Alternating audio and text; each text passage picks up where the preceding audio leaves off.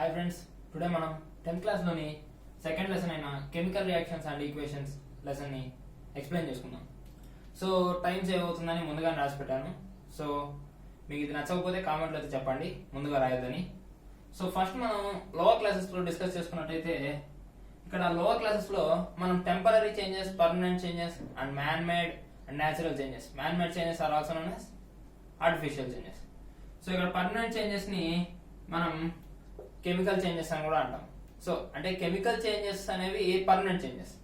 So ఇక్కడ temporary changes వచ్చేసి physical changes. So ఇక్కడ చేంజెస్ అనేవి మనకి ఈ లెసన్ లో 2 టైప్స్ గా ఉంటాయి. సో ఫస్ట్ వన్ వచ్చేసి ఫిజికల్ చేంజ్, సెకండ్ వన్ వచ్చేసి కెమికల్ చేంజ్.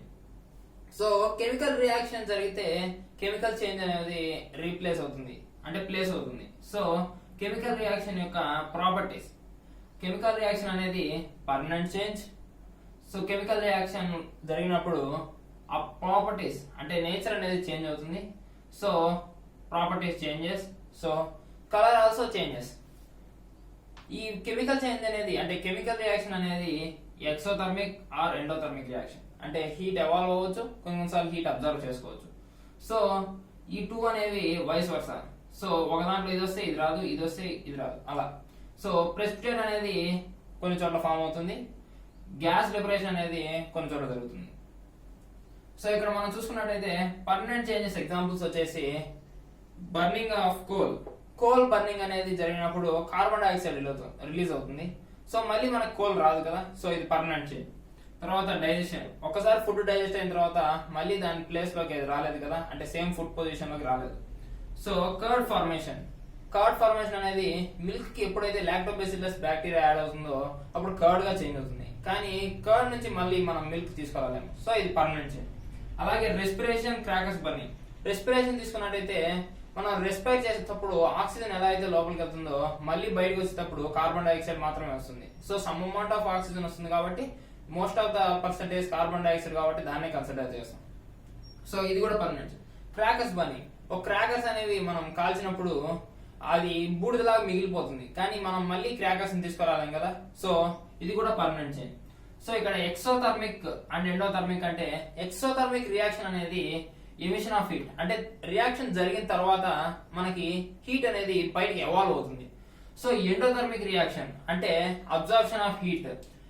ఎప్పుడైతే ఎండోథర్మిక్ రియాక్షన్ జరుగుతుందో సో హీట్ అనేది మనకి ఆ రియాక్షన్ లో కావాల్సి వస్తుంది, సో మనమే సప్లై చేయాల్సి వస్తుంది. సో ఫార్ములా యూనిట్ అనేది మనకు అంత ఇంపార్టెంట్ ఏం కాదు ఫ్రెండ్స్. సో NaCl, MgBr2 ఈ 2 ఎగ్జాంపుల్స్ గుర్తుపెట్టుకోండి. So Na plus Cl minus, ఇక్కడ MgBr2 కూడా వ్యాలెన్సీ తో లింక్ అయి ఉంటుంది friends. So MgBr2, Mg+2 Br minus. So chemical equation గురించి నేర్చుకుందాం ఫ్రెండ్స్. ఈ లెసన్ పేరే కెమికల్ రియాక్షన్స్ అండ్ ఈక్వేషన్స్ కదా. So chemical equation. So chemical equation గురించి నేర్చుకునేటప్పుడు సబ్స్టిట్యూయెంట్స్, ఈ సబ్స్టిట్యూయెంట్స్ అనేది చాలా ఇంపార్టెంట్ ఫ్రెండ్స్. సో రియాక్టెంట్స్ ఉంటాయి ఫస్ట్, సో తర్వాత యారో మార్క్ ఉంటుంది, తర్వాత ప్రోడక్ట్స్ ఉంటాయి. మధ్యలో మనం ఏమన్నా కెమికల్స్ కానీ కాంపౌండ్స్ కానీ యాడ్ చేసుకోవాలనుకుంటే మాత్రం ప్లస్ అనే సింబల్ యూజ్ అవుతుంది.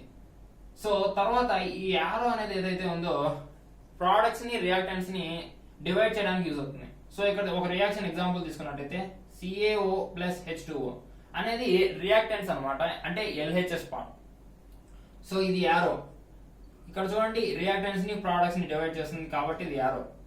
సో CaOH ట్వైస్ ఇది ప్రోడక్ట్, ఎందుకంటే CaO ప్లస్ H2O అంటే కాల్షియం ఆక్సైడ్ ప్లస్ వాటర్ ఎప్పుడైతే రియాక్ట్ అవుతాయో సో మనకి CaOH ట్వైస్ అంటే కాల్షియం హైడ్రాక్సైడ్ ఫామ్ అవుతుంది.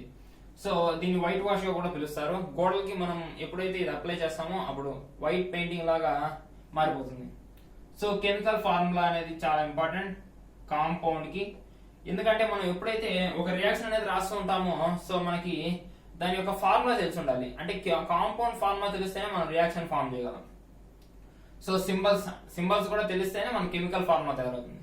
సో సబ్స్క్రిప్ట్ నెంబర్స్ అంటే మనకి డౌన్ లో రాస్తారు కదా, ఇక్కడ MgBr2 ఇక్కడ ఉండే వ్యాలెన్సీ దీనికి క్రిస్ క్రాస్ మెథడ్ లో మనకి ఫార్ములా రాసేటప్పుడు సబ్స్క్రిప్ట్ నెంబర్స్ అనేది ఫామ్ అవుతాయి. సో 1 ఉన్నప్పుడు సబ్స్క్రిప్ట్ నెంబర్ మనం రాయక్కర్లేదు.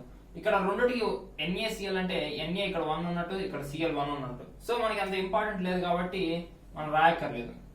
సో ప్రెసిపిటేట్ ఎప్పుడైతే ఫామ్ అవుతుందో అంటే ఇక్కడ ఫార్మ్స్ ప్రెసిపిటేట్ ఉంది కదా, ఈక్వేషన్ ఎప్పుడైతే జరుగుతుందో అంటే రియాక్షన్ జరిగినప్పుడు ప్రెసిపిటేట్ కానీ గ్యాస్ లిబరేషన్ కానీ జరుగుతుంది.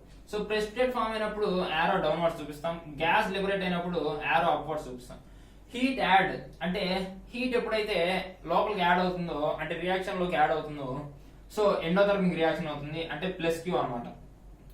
హీట్ ఎప్పుడైతే emission of heat is known as exothermic reaction. So ఇక్కడ ఎమిట్ అంటే బయటకు వచ్చేస్తుంది కాబట్టి మైనస్ క్యూ, అంటే వెళ్ళిపోతుంది కాబట్టి మైనస్ క్యూ అని రాస్తాం. సో హీట్ అప్లై చేసేటప్పుడు డెల్టా అని రియాక్షన్ లో ఉన్న యారో కింద కానీ పైన కానీ రాస్తాం. సో ఇక్కడ మనం యాక్టివిటీ చూసుకున్నట్టయితే ఫ్రెండ్స్, ఫస్ట్ యాక్టివిటీ వచ్చేసి calcium oxide plus water gives rise to calcium hydroxide. So ఇక్కడ మనం ఎగ్జాంపుల్ తీసుకున్నాం కదా, same activity. So 1 gram of calcium oxide తీసుకొని దానికి 10 ml ఆఫ్ వాటర్ యాడ్ చేసినప్పుడు మనకి ఇక్కడ కాల్షియం హైడ్రాక్సైడ్ అనేది ఫామ్ అవుతుంది ఫ్రెండ్స్. ఇది ఒక బేస్, ఎందుకంటే red to blue litmus change అవుతుంది. సో ఇక్కడ బీకర్స్ కానీ మనం టచ్ చేసామంటే ఇక్కడ హీట్ సెన్సేషన్ అనేది ఉంటుంది ఫ్రెండ్స్, ఎందుకంటే ఇది ఎక్సోథర్మిక్ రియాక్షన్. సో అప్పుడు హీట్ అనేది ఎవాల్వ్ అవుతుంది, బయటకు వస్తుంది. సో ఇక్కడ మనం సెకండ్ యాక్టివిటీ చూసుకున్నట్టయితే Na2SO4. సో సోడియం సల్ఫేట్ అనేది బేరియం క్లోరైడ్ తో రియాక్ట్ అవుతుంది. సో ఇవి మనకి ఫస్ట్ గ్రాన్యూల్స్ లేదా కొంచెం సాలిడ్ ఫామ్ లో ఇస్తారు. సో మనం 100 ml ఆఫ్ వాటర్ ఈచ్ కి యాడ్ చేస్తే సో ఈ సొల్యూషన్ మారుతుంది సొల్యూషన్ గా. సో ఈ రెండింటిని మనం యాడ్ చేసినప్పుడు మనకి ఈ రియాక్షన్ అనేది ఫామ్ అవుతుంది. Na2SO4 plus BaCl2 gives rise to NaCl plus BaSO4. BaSO4 అనేది ప్రెసిపిటేట్ అంటే అన్సాల్యుబుల్ అన్నమాట, అన్సాల్యుబుల్ ఇన్ వాటర్. సో ఇక్కడ యారో అనేది డౌన్వర్డ్ ఇచ్చారు ప్రెసిపిటేట్ కాబట్టి. సో ఇక్కడ యాక్టివిటీ 3 చూసుకున్నట్టయితే ఫ్రెండ్స్, మనకి ఒక కోనికల్ ఫ్లాస్క్ తీసుకొని జింక్ గ్రాన్యూల్స్ అంటే జింక్ సాలిడ్ గా ఉంటుంది కదా, అలాంటి గ్రాన్యూల్స్ తీసుకొని డైల్యూట్ HCl యాడ్ చేసినప్పుడు హైడ్రోజన్ గ్యాస్ అనేది ఎవాల్వ్ అవుతుంది ఫ్రెండ్స్. ఈ హైడ్రోజన్ గ్యాస్ అనేది ఎవాల్వ్ అయిందని ఎలా చెప్తామంటే, ఒక బర్నింగ్ మ్యాచ్ స్టిక్ ని ఇక్కడ కోనికల్ ఫ్లాస్క్ దగ్గర తీసుకొని వచ్చినప్పుడు టిప్ దగ్గర తీసుకొని వచ్చినప్పుడు అది ఆఫ్ అయిపోతుంది విత్ పాప్ సౌండ్ తో ఆ మ్యాచ్ స్టిక్ అనేది ఆఫ్ అయిపోతుంది. అప్పుడు మనం ఏం కన్క్లూడ్ చేస్తామంటే హైడ్రోజన్ గ్యాస్ ఈజ్ ఎవాల్వ్డ్ అని. ఇక్కడ మనం ఈక్వేషన్ చూసుకున్నట్టయితే Zn plus 2HCl gives rise to ZnCl2 plus H2. అక్కడ యారో అప్వర్డ్ ఉంది కాబట్టి అది గ్యాస్. సో గ్యాస్ అనేది ఉన్నప్పుడు మనం అప్వర్డ్ చూపిస్తాం అనమాట యారో. సో ఈక్వేషన్ బ్యాలెన్సింగ్ ఇక్కడ మనకి ఇంపార్టెంట్ ఏంటంటే ఈక్వేషన్ బ్యాలెన్సింగ్. ఇక్కడ మనం ఇది నేర్చుకున్నప్పుడు ఇది అప్పర్ క్లాసెస్ లో కూడా చాలా ఇంపార్టెంట్ ఉంది. ఇక్కడ చూసుకున్నట్టయితే Zn plus HCl gives rise to ZnCl2 plus H2. కానీ ఇక్కడ 2 ఎందుకు పెట్టామంటే ఇక్కడ law of conservation of mass ని మనం సేమ్ చేస్తున్నాం.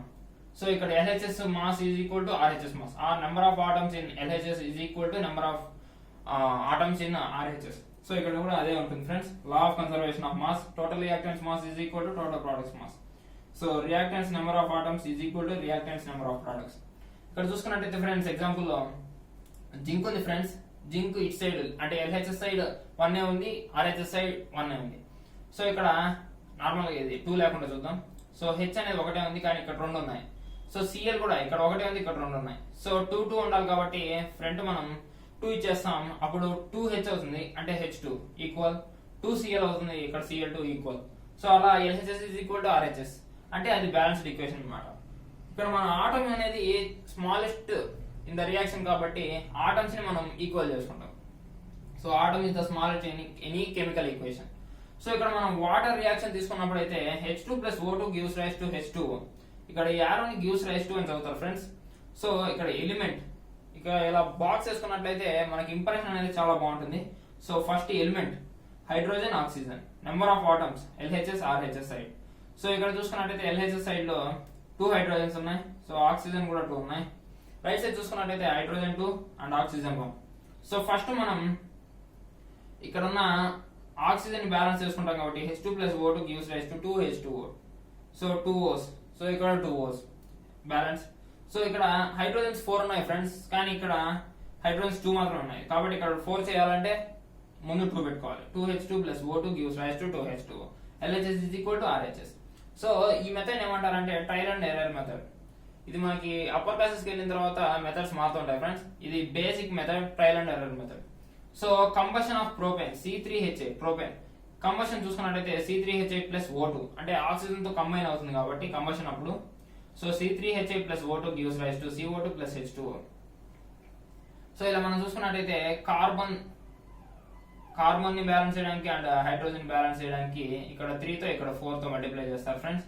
సో తర్వాత ఇక్కడ ఆక్సిజన్ 3 to 6 4 ఓస్ 6 plus 4 10 ఇక్కడ 2 ఆక్సిజన్స్ ఉంటాయి ఫ్రెండ్స్. సో 5 తో మల్టిప్లై చేస్తాం. So 5 to 10. సో ఇక్కడ బ్యాలెన్స్ అయిపోతాయి friends, oxygen, carbon, hydrogen. So smallest whole numbers లో ఉన్నాయో లేదో చూసుకోవాలి ఫ్రెండ్స్. ఇక్కడ ఒకవేళ 10 15 20 25 అలా ఉన్నప్పుడు 5 తో మనం డివైడ్ చేయాల్సి వస్తుంది. కానీ ఇక్కడ స్మాలెస్ట్ హోల్ నెంబర్స్ ఉన్నాయి కాబట్టి ఆ అవసరం మనకు లేదు friends. So smallest whole numbers అనేది చాలా ఇంపార్టెంట్ రూల్. సో ఇంకొక ఎగ్జాంపుల్ అయితే టెక్స్ట్ బుక్ లో ఉంది, దాన్ని మీకే వదిలేస్తున్నాను. Fe2O3 plus Al gives rise to Fe plus Al2O3. ఈ ఎగ్జాంపుల్ అయితే మీకే వదిలేస్తున్నా ఫ్రెండ్స్. వీడియో నచ్చినట్టయితే లైక్ చేయండి, సబ్స్క్రైబ్ చేయండి అండ్ స్టే ట్యూన్.